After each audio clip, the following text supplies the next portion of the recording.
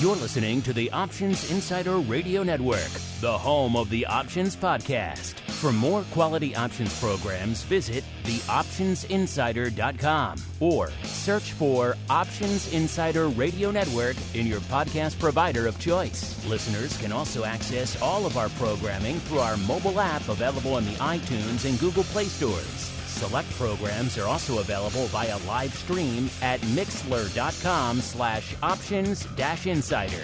That's mixlr.com/options-insider. Don't forget to follow along with your favorite programs and submit your own questions for the hosts at twitter.com/options, stocktwits.com/options, facebook.com/theoptionsinsider, or via questions at theoptionsinsider.com.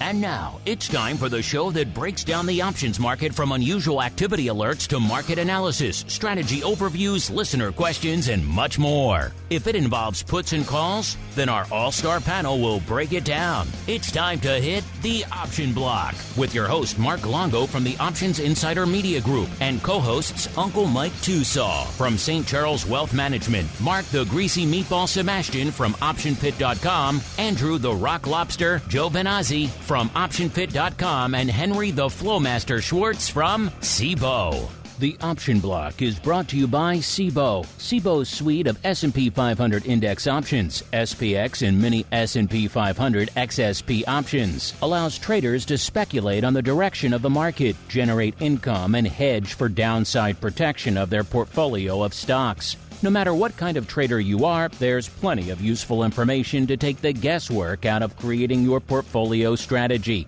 and to help you make more educated moves in the market. Visit www.cboe.com/SPX today to learn more.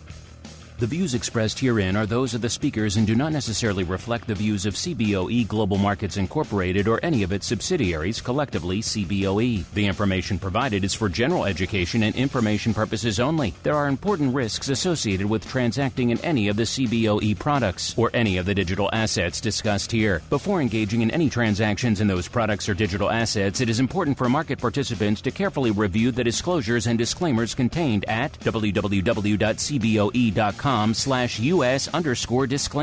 These products and digital assets are complex and are suitable only for sophisticated market participants. These products involve the risk of loss, which can be substantial and, depending on the type of product, can exceed the amount of money deposited in establishing the position. Market participants should put at risk only funds they can afford to lose without affecting their lifestyle. And now, get ready to hit the Option Block. All right, everybody. That music means it is Thursday. Time once again to dive on deep into episode 2 of our weekly options extravaganza known as the Option Block. My name, of course, Mark Longo from theoptionsinsider.com. Coming at you today, not just one, not just 2, but 3 shows coming at you on the network today. Of course, hitting you with the Option Block. After that, coming at you with some futures options love over there this week on Futures Options. And that's not enough. Coming back one final time for the pro folks with a little bit of an early edition of Options Oddities this week. So a trifecta of options content. Yet again, yesterday was not enough with a trifecta of content. A triple header, if you will. Coming back, doing it yet again today because the producers love you and they hate my voice, listeners. Where you can get access to all that awesome stuff, including the pro, theoptionsinsider.com/pro. is the place to go to participate in all of that fun. You get the exclusive content. You get access to the live. You get to participate in the Pro Q&As. Giveaways coming up. January Pro Trading Crate going out the door in a couple of days. Get your name in the hat now to participate. Trust me, you want to get your hands on one of those. They are pretty cool. As we see who's joining us on the old program today, maybe they are cool as well. Let's find out. First, let's go out to the Mecca of cool, known as St. Charles, where we are joined once again by the uncleest of Mikes, Mr. Uncle Mike Tosaw from St. Charles Wealth Management, who some might call the coolest wealth advisor. Uncle Mike, welcome back to the show, sir. How you feeling? You feeling pretty cool today? I mean, I always feel cool. I'm on the option block. I'm a regular co-host. I don't know how you can get much more cool. I mean, that's just the way it is. Doesn't get much cooler than that. Maybe like, Snoopy, the old Joe Cool with the sunglasses. That's pretty cool, but we're a close second to Joe Cool. I'm just putting it out there. All right. And also joining us from the far east hinterlands known as Cboe East, in the shadow of the Statue of Liberty, where we are joined once again by the Flowmaster himself, safely returned from his Chi-Town travels. I did see him last week. I can confirm he does exist, listeners. None other than the Flowmaster, Mr. Henry Schwartz from Cboe. Mr. Flowmaster, welcome back to the show. Sir, we missed you last week, even though your stand-in did a great job. Well, thank you. I listened to that whole episode with Nishank talking about some of the cool things we have going on. So I was really glad that he was a great guy to sub in for me, but I am happy to be back. I'm happy to be back on the show, happy to be back in New York, although it's really cold here. Kind of feels like Chicago weather. I'm getting a little tired of the winter, but things are good. Markets are busy. We certainly have some excitement to dig into today with Tesla earnings, Microsoft earnings, all sorts of good stuff. Yeah, you always come to town during the one stack week, which is literally always the worst week of Chicago winter. It's like 40 degrees warmer here now just this week than it was a week ago. So, yeah, stack is always a rough week. But nonetheless, we soldier on, listeners, right on into the trading block. It's time to break down the latest topics, trades, and trends in the world of options. It's time for the Trading Block. All right, listeners, welcome to the Trading Block, the portion of the show where we break down what the heck is trading, what is lighting up our tapes out there. And on our Monday show, it was all about AI. It was all about DeepSeek. A couple of shows later, the Fed was taking the reins and debate over the Fed. We have seen a lot of vacillation in the markets, obviously a lot of red on Monday, some rally and some green after that, a little bit of red on the screen again post-Fed. And today, coming in to start the show, we're hanging out mixed, even though it seems like the worm may be turning. Wouldn't be surprised to see us finish the show fully in the green. But right now, coming into the start of the show, the Dow up about 0.4%, S&P up about 1/3%, NASDAQ slightly red to unched. It was off about 0.2% earlier, so just had a little bit of a late resurgence. They must have heard the option block is starting. That's when markets usually start to move. VIX cash at about a 15.5 when we kicked off the show. That puts it down about exactly 3 points from where it was on Monday. Remember, Monday, vol was popping as the markets were selling off out there. And VVIX back below the par strike at about a 98, down 18 points from where it was on Monday. So Monday was obviously a spicy one. I don't think we can deliver that today, but we shall see. The day is young. Let's go out to the Flowmaster first. Mr. Flowmaster, sir, a lot to unpack. Like we said, we missed you on the show last week. A wild start to the week. So if you want to start, sir, giving us your thoughts on that whole DeepSeek sell-off, that was kind of fascinating. Then, of course, we had the Fed this week, so a double whammy of that. Then on top of that, the multiple cherries on the cake, listeners, are just the legion of earnings. Otherwise, it would have been a banger week already. Without the DeepSeek, forget the Fed, just with the earnings, it was a banger week. Now, add all the other stuff on top of it, it's a pretty wild week. Mr. Flowmaster, sir, what is catching your eye out there? Well, you are right. There's just lots going on. And I think we kind of anticipated it, right? I mean, we knew about the upcoming, the Fed, we knew about CPI. We obviously knew when earnings were for some of these big guys. And it's been a much more volatile start to the year. I mean, one of the big themes that we've been talking about is kind of the return of hedging and also the return of vol outperformance, which is kind of the phenomenon where when you get a sell-off, implied vol also really spikes. So I think you mentioned it last week, that spot vol correlation, and it's a really interesting concept because there are times where the market can go down and vol doesn't really go up. And 2022 was like that. Market sold off 20% over the year, but it was so steady that volatility really didn't jump. People that had bought puts counting on a vol spike as well as kind of some delta gains were actually really disappointed, and we believe it kind of led to some under hedging in 2023. and even 2024, because people were just like, well, it didn't really do much for me last year. The data shows, a much stronger correlation now. If you think about it, when kind of things are kind of average, basically a 1% move in SPX gets us about a 1 point change in VIX. That's kind of a muted response. We've seen some of the big outliers, right? Like a couple percent move, or a 1.5% move in SPX, turning into a 3, 4, 5 point move in VIX. So, and it's not so linear. But basically, things are behaving a little bit more like we would expect, that they have kind of over longer periods.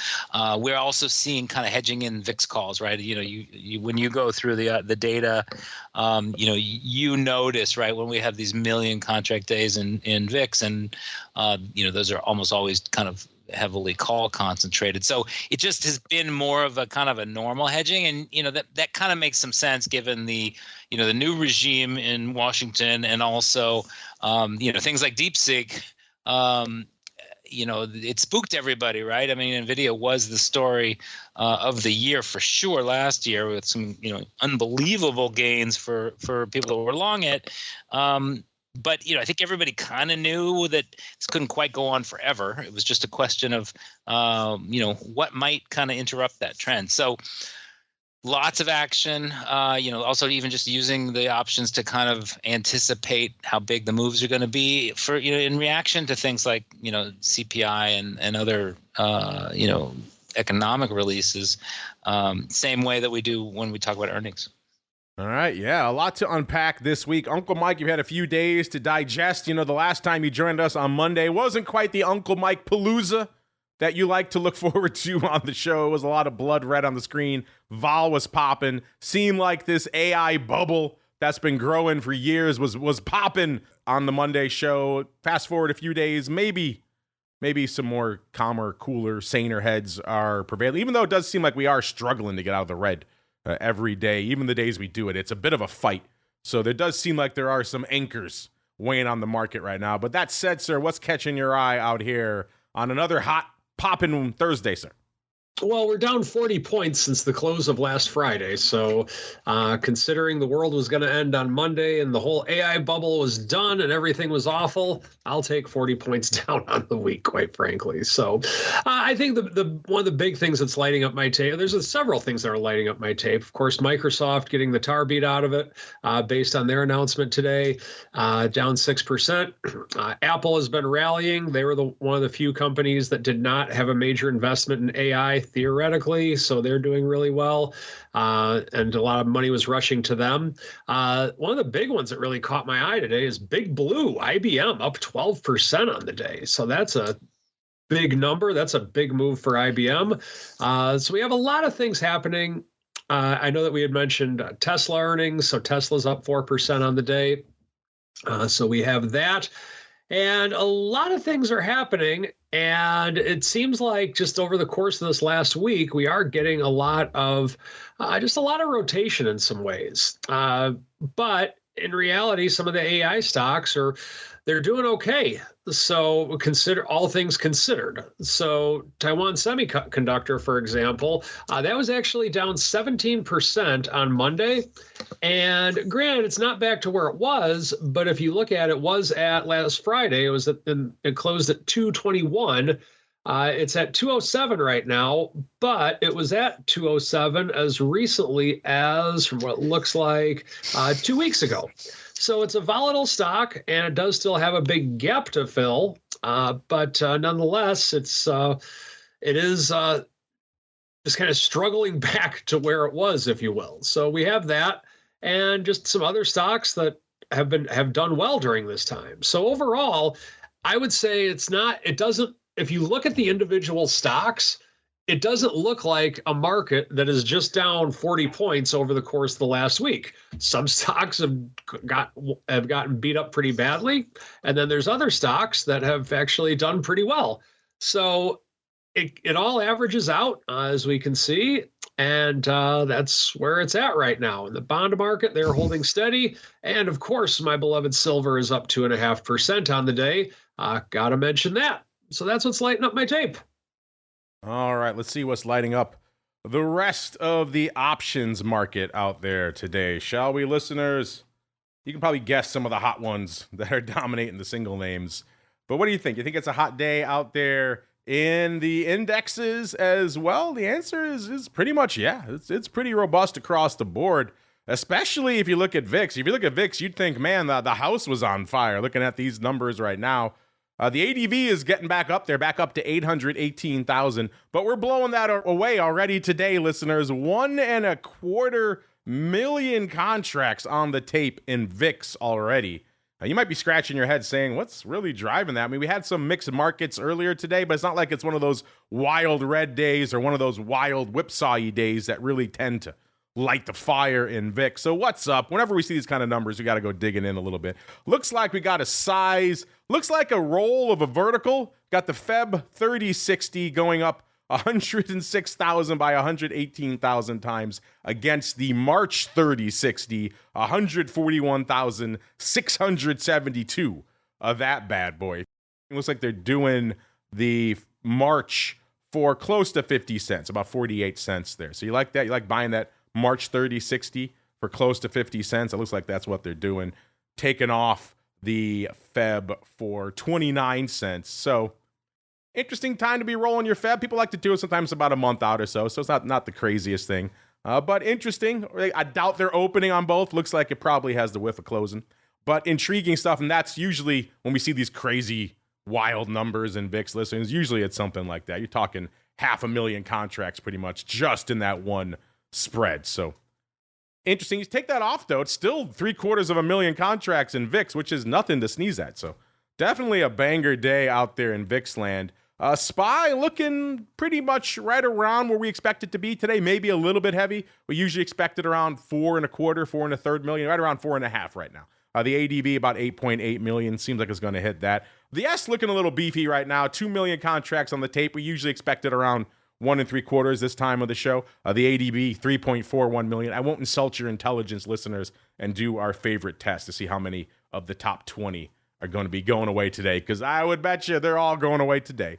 And then small caps looking surprisingly light. Now, normally this would be a very banger number, 752 in the small caps. That's a lot of paper. But the ADV is up to about almost 1.5 million now. It's actually down from what it was earlier, like I think around 1.75 million. So small caps have been surprisingly hot of late. Today, actually looking comparatively a little bit quiet. Still 750 on the tape. Nothing to sneeze at. Seems like it's going to hit that ADV today, that newly reduced ADV. And then the Qs, 2.65 million, another hot one for them. The ADV, 4.32. Usually the Qs around 2.25 million this time of day. So hot day out there in NASDAQ, as of course the tech-heavy NASDAQ has struggled pretty much every one of these days to maintain any green this week, while the other indices have usually managed to get a little bit of a glint of green on the screen.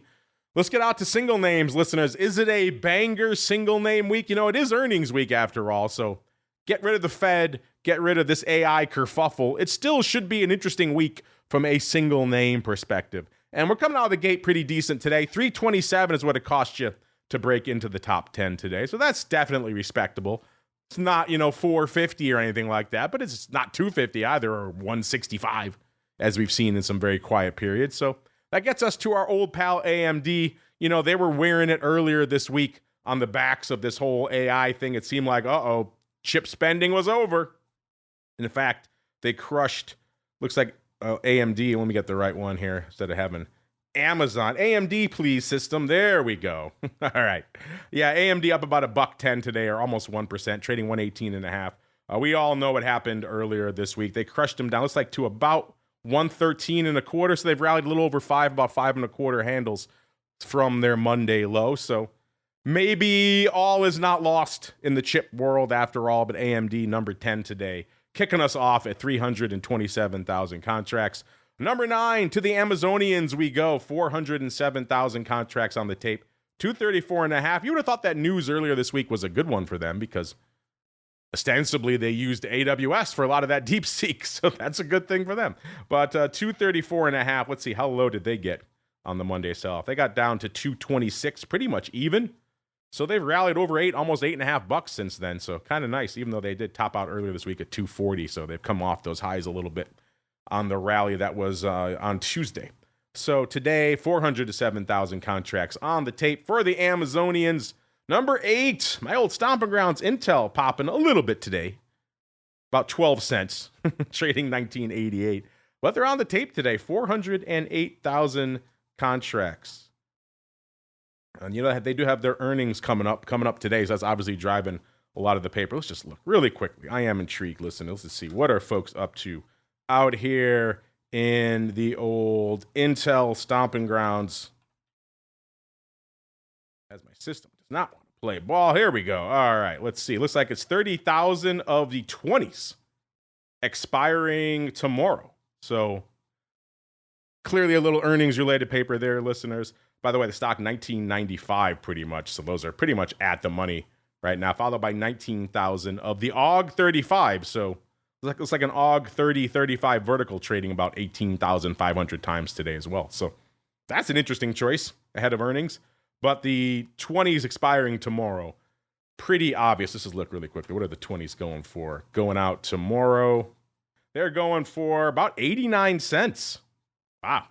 They're pricing in some juice, listeners. So 90 cents, close to it, nearly a buck for at-the-money calls in Intel expiring tomorrow.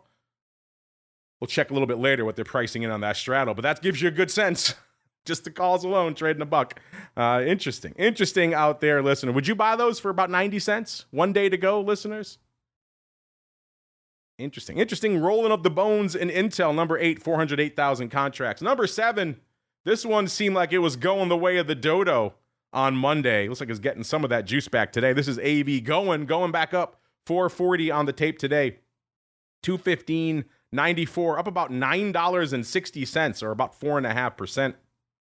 On Monday, they took it down below the 200 handle. 196.80 looks like the low.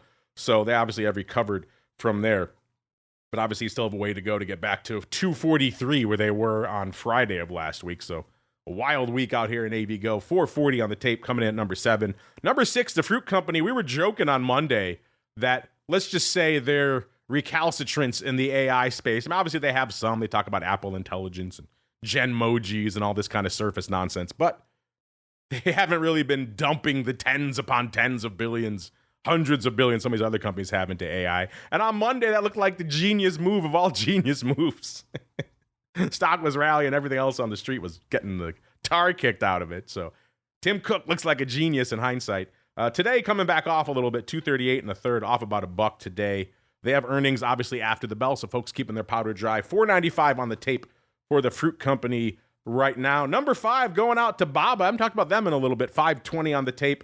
102.20, up about $5.50.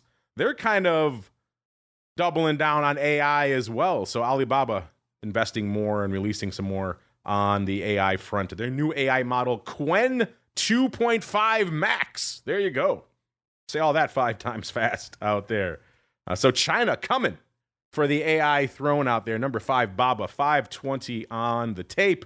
Number 4, it's Softy. Uncle Mike was just talking about them. Now, they have been heavily investing. Some might say they are the vanguard. Them with, of course, their stake in OpenAI kind of kicked off this whole AI bubble out there.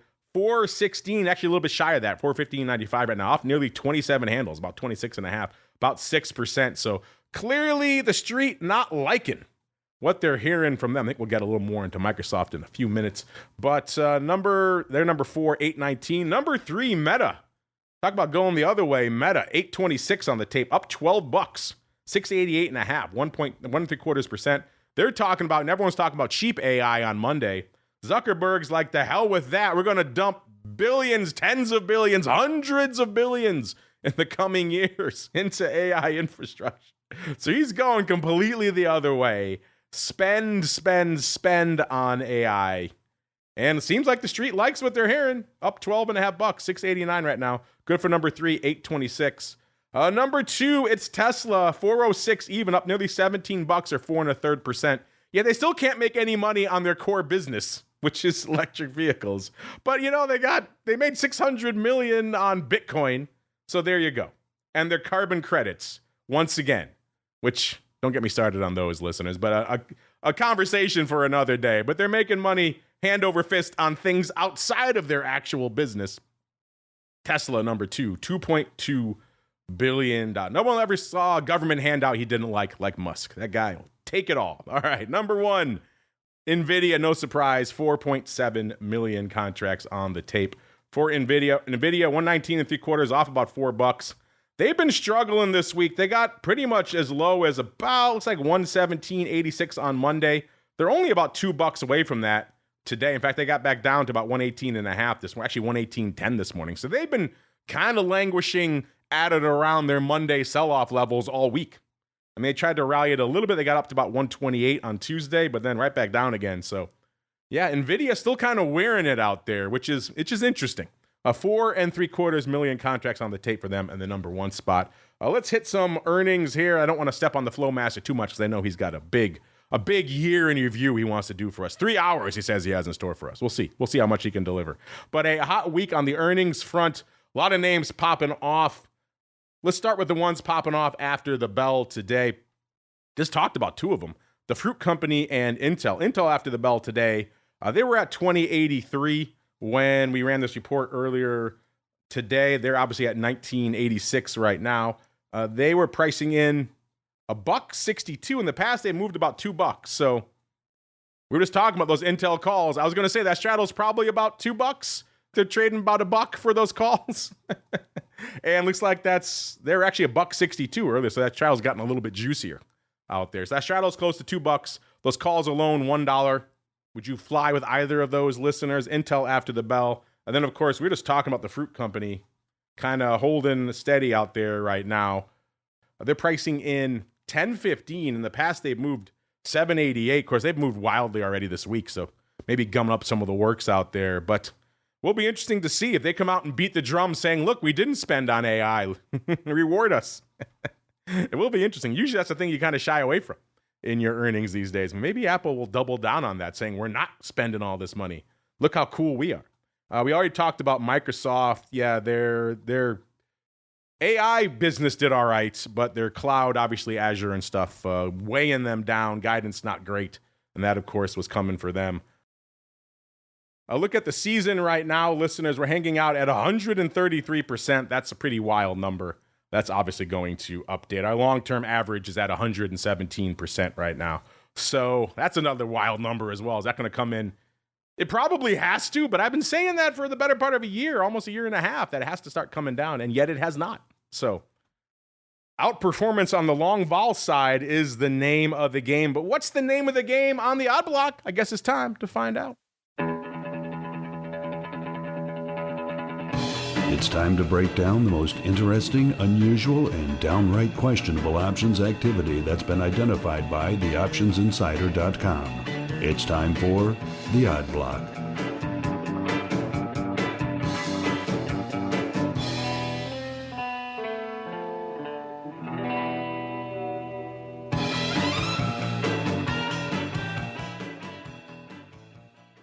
All right, everybody. It is time to get weird. It is time to get wild. And you know what was weird and wild? The entirety of 2024. I've been spending the better part of this past month, listeners, breaking down little nuggets, little highlights, trades that stood out, that resonated to me over the course of the past year. I even highlighted some of the Flowmaster's trades because he's been busy gallivanting about. But I know he wants his own chance. I don't want to put words in his mouth. So, Mr. Flowmaster, sir, the floor is yours. As you look back on the wild year that was 2024 in the odd block, sir, what trades and trends really stand out to you? Well, I am running a query to actually pull the kind of the best 10 trades of every single day for last year, but it's still running. So I do not have the kind of very, very best of these standout trades.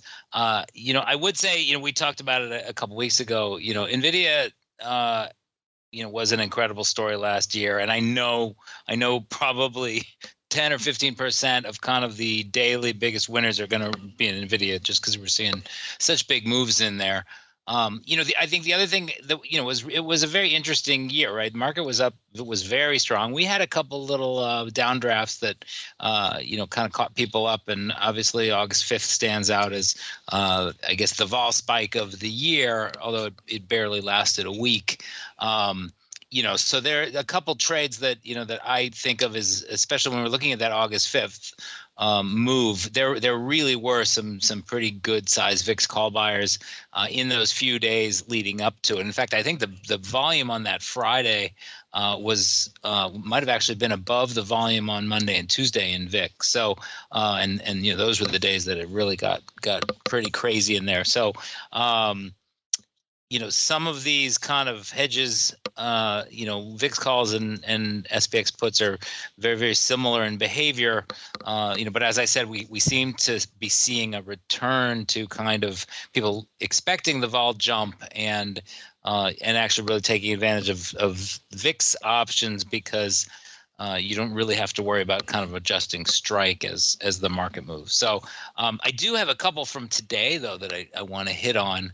One is in PDD, Pinduoduo, which I actually mentioned last time I was on as a standout for last year because I remember, I believe it ran from around the 70 level to 150 in a week or two. China was a big story last year. I think it continues to be kind of a big story this year, especially given the government stance, given kind of the TikTok dynamics. And so what I just saw not long ago today is a buyer of just under 30,000 of the Feb 140 calls for 60 cents. This traded just before lunchtime. Stock was at 115.55. These are opening, so 30,000 times 60 cents. You got 1.8 million bucks in premium there. And they don't have, the Feb expiration is about 2.5 weeks away. So I actually mentioned this one to a couple friends, and they said, well, everybody's still trying to figure out what's going to happen with TikTok, right? It was just kind of a temporary delay that Trump gave the company, and there's a lot of speculation about perhaps how he and Elon might get their fingers into things. But this is a funky one, and somebody that bounced it off said, that it could be something tangential to kind of the TikTok angle. 140 strike. They're not messing around. Pinduoduo 116 right now, listeners. My goodness, 24 handles by Feb expiration. Oh, yeah. I guess it would have to be something of that ilk to really drive the stock to that level. Listen, you like those, listeners? 60 cents? They're not giving those away. I could see if these were a nickel or a penny, like they should normally be, right? In a name like this, like, it's a complete flyer. You buy them for a penny, whatever. It's a risk management trade. 60 cents? My goodness, that is I'll have to go look at the vol here, but that is a juicy vol, listeners. You like those, or maybe a little bit of sold to you? How about that, producer? How about that for a fun flash poll on that? We'll reveal the results a little bit later here in the show. These Feb 140s for 60 cents, 30,000 times. Are you a buyer or a seller at that level out there? That's, wow. That's juicy, man. Someone is expecting earth to be shaken out there in Pinduoduo. As we keep rolling, since we're talking and looking back a little bit, I want to look really quickly to what we talked about on the Monday show, because we said we would know about it today. This is Invesco, ticker symbol IVZ. On Monday, the stock was 17.5 bucks. They were about to go into their earnings. Their earnings were Tuesday before the bell. They were trading 17.5, and someone was feeling their oats. They wanted to buy the 19s. I said, 19s, Feb 19s, how are they? They got a nickel at 20. They said, I will pay 19 cents 17,000 times.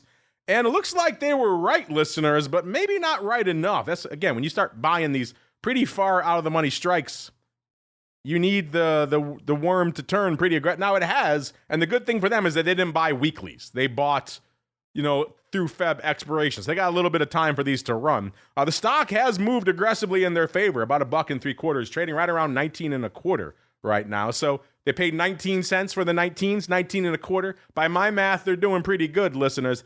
These are all still open right now. So kind of interesting. They haven't closed them out. So we said we would know right away if these bad boys were doing pretty well, and we do know. Also interesting enough that they're not taking them off. So clearly they expect a little bit of room to run. They also were sniffing something ahead of this move. They thought that Invesco was a little bit undervalued out here. And they just issued a positive market forecast for Invesco from BMO. How much do you want to bet if we go back and dig, listeners? It's a BMO client buying these 17,000 on Monday. Oh, no, call me cynical. I've been on the other side of those trades too many times. I don't know. I just, the skeptical nature of me always looks askance at those. Speaking of looking askance at some stuff, let's look really quickly. Mr. Flowmaster, I can do some of your homework for you. Some of the things you were talking about that kind of stood out to us. Back on the July 11th show, for example, you were all hot and bothered that day because total volume on July 11th was on pace for nearly 70 million contracts, 69 million contracts. That was going to put it in the top 10 of all time. And also, you were all hot and bothered about dispersion and correlation, which, not just for July 11th, I would say is definitely a theme of last year. We saw a huge uptick in that trade and also interest in it. Hell, you folks at Cboe are going to put a product out on it. That's how much interest there is in it. So dispersion and correlation looking pretty hot on that day, on that July 11th show.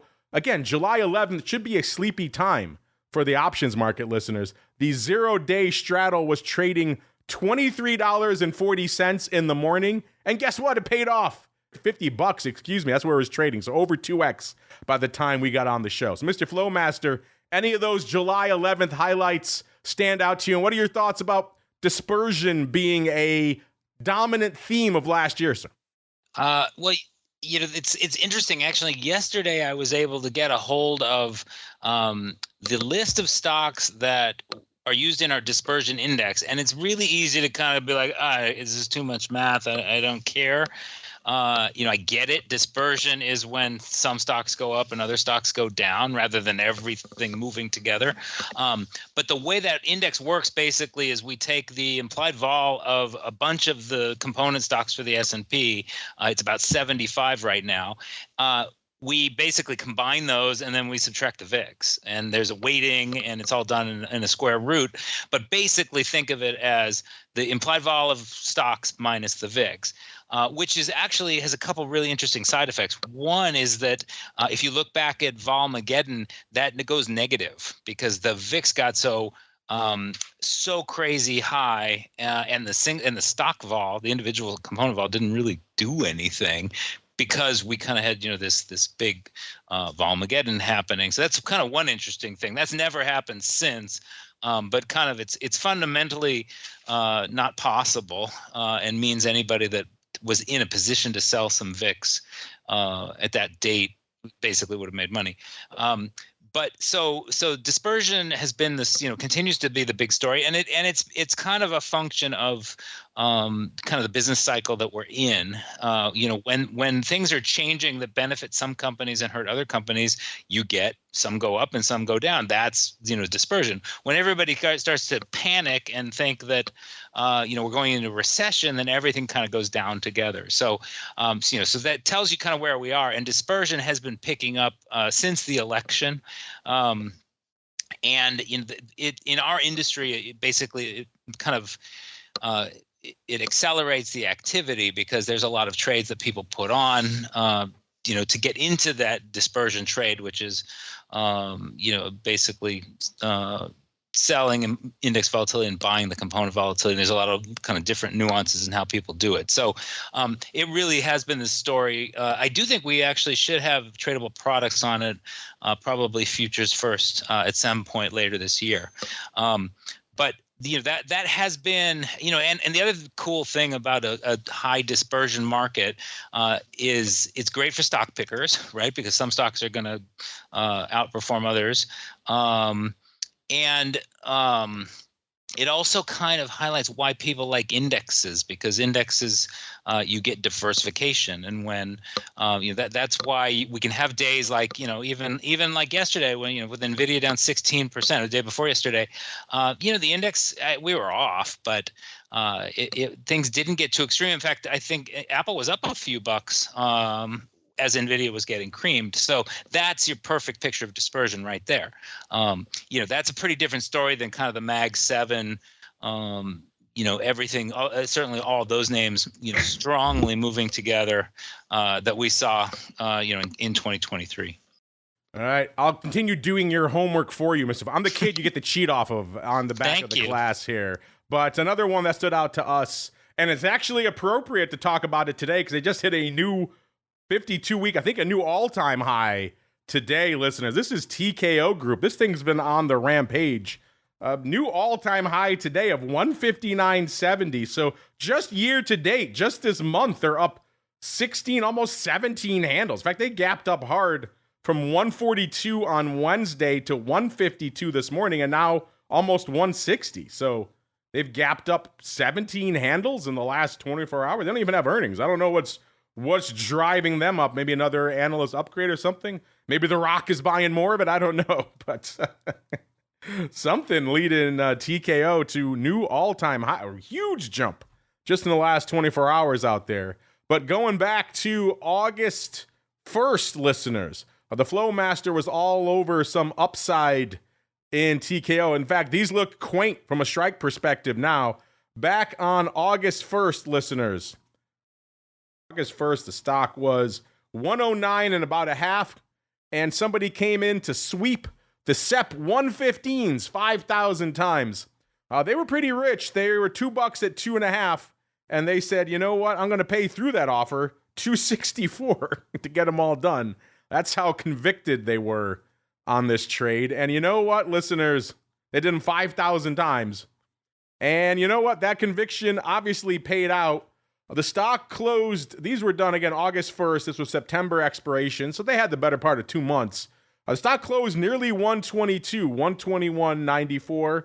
So by my math, that's well north of the roughly 117.60 that they needed to profit on these bad boys. Weirdly enough, they were all still open at expiration. So maybe they just really wanted the stock, in which case they're smiling even more today. The stock taking another huge leg up. I do need to go see. Maybe they realized how much I spent for Royal Rumble tickets coming up this weekend. That's why the stock is up. They're selling out massive stadiums, 65,000 seats, and trust me, they're not giving these tickets away. So maybe that's why these numbers are up. But either way, TKO on the rampage. Mr. Flowmaster, do you recall this a very, very prescient call print you profiled back in August, sir? I do not, but I wish I had gone along with it. I mean, that's a heck of a move over time. I do not remember that one. I'm really not familiar with the ticker, but it does certainly kind of shows you why we pay attention to things. Whether this was somebody who knew something specific about the stock, or maybe something about kind of the industry. It kind of shows you the leverage and the power of kind of getting into an options position. We're talking about leverage and power. That means it must be time for the mail block. It's time to take your seat on the All-Star panel as we read your emails, tweets, Facebook messages, website comments, and much more. It's time for the Mail Block. All right, everybody, welcome to the Mail Block. Looks like Uncle Mike, a lot of our chat is talking about your beloved metals. They're talking about SLV having a good day and gold. And they're kind of curious, Mr. Uncle Mike, because they're saying they don't see any flight to safety, flight to quality news going on out there. Mr. Uncle Mike, sir, what are your thoughts? Why do you think your beloved gold and related precious metals are having a day today, sir? Well, in terms of having a day today, there could be a lot of reasons for it. But what I'm seeing in general with it is that, not to be the smart aleck, old school floor trader that you always refer to, but more buyers than sellers.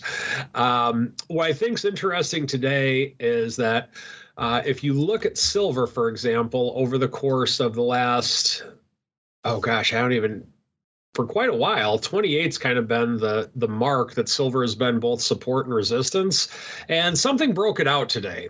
And so what I think will be interesting to see is that, and by breaking out, we're up to a little over 2.5%. That's not a huge thing, but I think the next level of resistance is around the 29 level with silver. And what I think, if you just take a step back and look at the overall longer term chart of it, silver appears to be building more of a base for a potential run higher. It did spike or peak, if you will, last October at the 31 level, almost 32. And I'm referring to SLV, of course, not the futures contract. So I just think I don't think that there's any specific reason for it right now. It's still within a longer term range, but it's definitely a good thing because it's been stuck on 28 for a while. Oh, God forbid your silver not rally every day, Uncle Mike. You know, you're getting kind of greedy out there in silver land. It's got to take a breather every now and then. But you folks don't take breathers when it comes to our questions of the week. We got a couple of hot ones right now that are very much dividing the audience. A lot of them were born out of the big debacle we saw during the show on Monday, this whole DeepSeek kerfuffle. You know, it raises the question, is this the canary in the coal mine for the end of the AI boom? So we asked you two related questions on the tail of that. First off, do you think the S&P will close positive on the year? Yes, no, or who cares, I'm in crypto, or who cares, I'm trading vol? And then related to that, do you think NVIDIA will close positive on the year? Heck yes, or hell no. Uncle Mike, we'll start with you, sir. I know what you think. I know you think everything's going to close positive on the year. But more importantly, where do you think our audience is lining up for the S&P and for an NVIDIA? Are they going to close positive or negative on the year? Yes, of course, I am a bull. I can't do anything non-bullish. But the other thing I think it's important to mention is what our audience is thinking, because our audience is very important. And I think the audience is actually going to be bullish as well. That is my prediction as to where they are.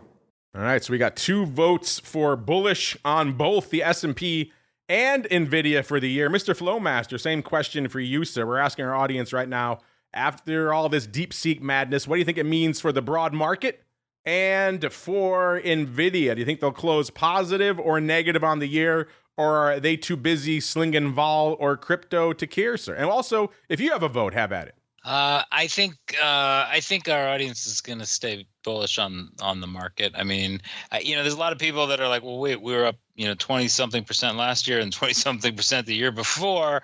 That's a pretty solid run, and seems, gives you the feeling like maybe we're kind of overbought or ahead of ourselves. However, when you see something like NVIDIA, which really did lead the market higher last year, have such a correction, okay, whether it made any sense or not, and the rest of the market actually kind of shrugs it off, that actually gives me some I believe it's a really good sign. It kind of shows that the mode that traders and investors are in is maybe the rest of the market will kind of catch up. So as far as NVIDIA itself, I don't know if I think maybe I think our listeners will probably like it and say higher.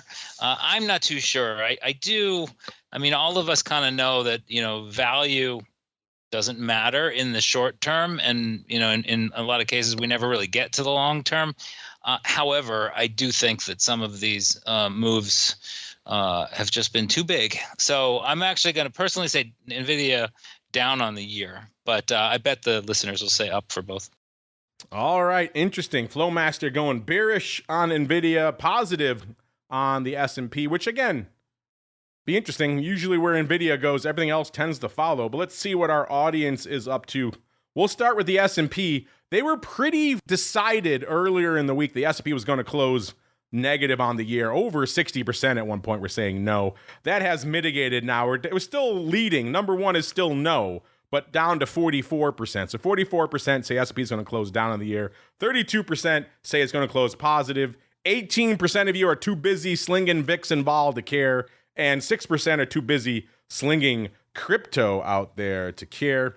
And then on the NVIDIA front, this is kind of weird juxtaposing responses in my eyes. Over 2/3, 67.7%, say, heck yes, NVIDIA is going to close positive on the year. 32.3% say no. So you think NVIDIA is going to close up and the S&P closes down on the year? That'd be a weird one if that did play out that way. But who am I to second guess our audience at the end of the day? We have people chiming in on our polls, like our resident humorist. He's not being too comical this time. Vernon Griffin says, this may represent a shift towards more efficient and accessible AI development practices, prompting established companies to reassess their strategies and investments.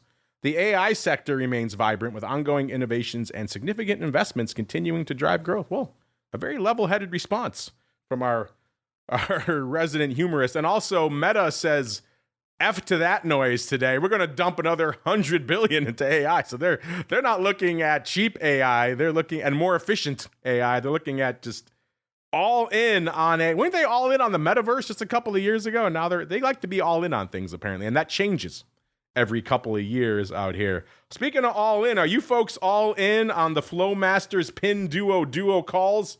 Remember, listeners, they were the Feb 140s going up 30,000 times for 60 cents. Man, that is juicy. Mr. Flowmaster, we have a flash poll going up right now. What do you think? Is our audience buying or selling those PDD 140s, sir? I think they're selling them. Yeah, our audience is a savvy bunch. 2/3 say sold to you. They want nothing to do with them. I can't blame them. That's a hell of a buy right. You got the stock at, what was it, 119? You sell the 140s for 60 cents. You get that called away from you. I think you're a happy camper at that level. So yeah, sold to you all day long. Roughly 2/3 of you are saying you want to sell those bad boys. Only about a third want to buy them. But hey, maybe they do get one of these TikTok level buyout things going on, and all of a sudden they're off to the races. But 140 by Feb expiration, that seems like a heck of a list. Get over there. We'll keep it going through the podcast posts later today, listeners, so you folks can play along as well. At Options is the place to go to learn more. As we learn what our friends here have on the docket for the coming week, it is time to go around the block. It's time to tell you what we'll be watching on our trading screens until the next episode. It's time for Around the Block. All right, listeners, let's go around the block. Let's start with Uncle Mike. We know he's watching his beloved precious metals and just counting all of the ducats in his hand. Mr. Uncle Mike, what's on your radar for the weekend into the coming week, sir? I mean, I'm continuing to watch bonds in that we paused on interest rates yesterday. I think that is going to be a story. I know Trump really wants interest rates to go lower. The Fed doesn't seem to want to do that. And so I think that's going to tell the story about where things are going in a lot of ways. So watching that, and then we are still within roughly 1% of a new all-time high again. So maybe I'll get to say that next week. We'll see. Yeah, it was such a busy week. We didn't even really talk about the Fed. It was a Fed week. We didn't even really talk about it. But you're right. They are shaping up to maybe a bit of a confrontation on the Fed coming up. So that could be interesting. Mr. Flowmaster, if you have any thoughts on the Fed, feel free to share them. And then B, what are you keeping an eye on until your next appearance next week, where you are going to show up armed with all of your homework, sir? I will do my homework for next week. I appreciate you covering for me. Well, we do have Apple earnings tonight, right? So that's a something. I agree. Paying attention to kind of the macro things is very important because we just had a volatility event last week, and Mandy Zhu, who puts out a great weekly note from our market intelligence team, really was talking about kind of the political risk, just kind of the risk of unknown and odd things hitting the market and being big surprises is certainly higher, I think, and more so than the last Trump administration, just because things are very different this time around. So I think keeping an eye on the macro, watching some earnings. I am working on a couple cool scans for this for the Cboe trade of the week segment, which we are hoping to get going on the podcast later this year. So, but I'm kind of coming at that from an angle of really simple risk reward for defined risk spreads, which I think will be very cool. I'm looking forward to that. It's going to be huge. We'll have all sorts of fun with that trade of the day, sir. Looking forward to that fun. Unfortunately, that music means no more to look forward to, at least on this show. But you know what? If you're hanging out in the live or if you're listening after the fact on demand, don't worry. You got more coming at you. No rest for the wicked, a.k.a. me. I'll be diving into TWIFO in a few minutes. Our good buddy Carly Garner will be joining me to break down all the action in the world of futures options. And spoiler alert, it's a lot. So stay tuned for that. Maybe we'll even get into Uncle Mike's beloved silver. We shall see. The day is young. And then after that, because they hate my voice, listeners, we're back once again. This time exclusively for the pro folks, talking all things unusual activity. Yeah, going to be an early episode of Options Oddities. Not at our usual bat time after vol views, but actually after TWIFO today. So stay tuned for that. A little extra bonus for all you folks hanging out in the live. Everyone else, check it out on the Pro. TheOptionsInsider.com/pro is the place to go to learn more. It's literally the only place you can go to access this stuff. And it's been some wild times and oddities alone, let alone the Pro Q&As. And hey, you want to get in there now because the next Pro Trading Crate going out the door in a couple of days. Get your name in the hat now. TheOptionsInsider.com/pro. Welcome to all the new folks who've been joining us here in the new year. Great to see so many new names and faces from all over the globe joining us. That's what makes it fun over there. And Mr. Flowmaster, if folks want some Cboe-related fun, where should they go? What should they do, sir? I will still say head over to Cboe.com/RMA is where we have the data and the platforms, but also just Cboe.com. And, we've got some great content up, and we're expanding the market intelligence that we're creating. That's one of the things that I'm doing with Mandy and Ed Tom. So just Cboe.com and come visit. Cboe.com, lots of goodies there. Of course, you can go to /RMA. And see what Henry and the team is all talking about. You can see what his buddy Nishank was talking about with the Cboe Labs last week. A lot of cool stuff cooking over there. Educational articles. He mentioned Mandy's articles there and the volatility diet. There's a lot of good stuff. Be warned, once you head over to Cboe.com, you go down a rabbit hole. It's a good rabbit hole, though. Just set aside some time because you're going to be there for a little bit. Cboe.com, the place to go to begin your journey to the dark side. And Uncle Mike, while they're heading to the dark side, I can't think of a darker place than St. Charles. What can they find if they head on over to the dark reaches of stcharleswealth.com? They can find a way with which to contact me and set up a free phone consultation if you're looking for a financial advisor or just have questions. Go to the website, stcharleswealth.com. Would love to have a conversation with any of our listeners. I always enjoy it, and that's where you can find. Especially if you want to call him up, talk about Bitcoin, maybe a little bit of Shiba Inu. He loves those calls. Love it, love it, love it. We should say you're not afraid of ghosts or options, but you are afraid of crypto. That should be the new business card for Uncle Mike. There you go. Give him a call. Check him out over there, stcharleswealth.com, the place to go to learn more. That's going to do it for us on the OB. Back in a little bit with TWIFO. Back again after that for a whole mess of unusual. If you liked a little bit of the flavor, if you like the Odd Block listeners, you like the little taste we give you here, how about a whole freaking show all about that stuff? There's been wild bangers on that one. Quantum straddles, you name it. Just all kinds of literally explosive stuff on that show lately.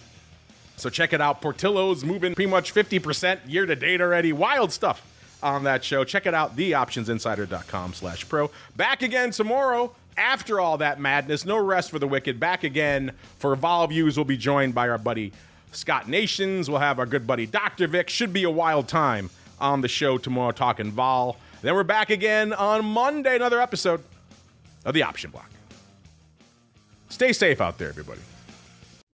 The Option Block is brought to you by Cboe. Cboe's suite of S&P 500 index options, SPX and mini S&P 500 XSP options, allows traders to speculate on the direction of the market, generate income, and hedge for downside protection of their portfolio of stocks. No matter what kind of trader you are, there's plenty of useful information to take the guesswork out of creating your portfolio strategy and to help you make more educated moves in the market. Visit www.cboe.com/SPX today to learn more.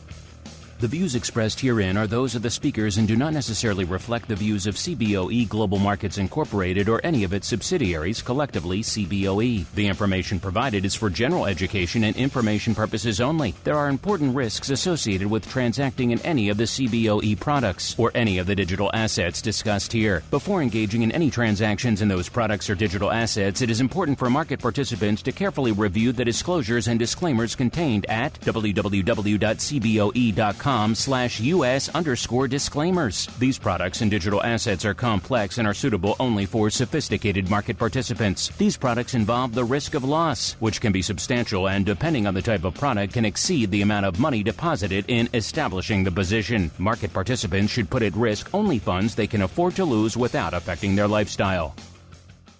You're listening to the Options Insider Radio Network, the home of the Options Podcast. For more quality options programs, visit theoptionsinsider.com or search for Options Insider Radio Network in your podcast provider of choice. Listeners can also access all of our programming through our mobile app available in the iTunes and Google Play stores. Select programs are also available via live stream at mixlr.com/options-insider. That's mixlr.com/options-insider. Don't forget to follow along with your favorite programs and submit your own questions for the hosts at twitter.com/options, stocktwits.com/options, facebook.com/theoptionsinsider, or via questions@theoptionsinsider.com.